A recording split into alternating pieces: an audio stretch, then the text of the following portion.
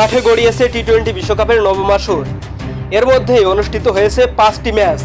এখনও মাঠে নামা হয়নি গতবারের রানার্স আপ পাকিস্তানের। এর আগেই বিতর্কে জড়ালেন দলটির অধিনায়ক বাবর আজম। অনুশীলনে সতীর্থ আজম খানকে কটাক্ষ করার অভিযোগ উঠেছে তার বিরুদ্ধে।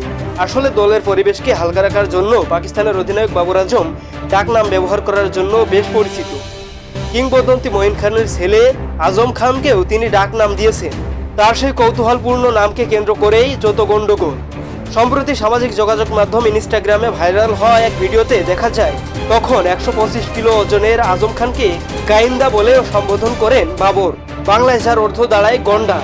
পাকিস্তানের অনুশীলন সেশনের এই ভিডিও ক্লিপটি ভাইরাল হতেই বাবরকে তীব্র সমালোচনার মুখে পড়তে হয়। ধারণা করা হচ্ছে ভিডিওটি ডালাসে অনুশীলনের সময় বাবর আজম বডি শেমিং করেছেন বলেও দাবি করছেন নেটিজেনদের অনেকেই।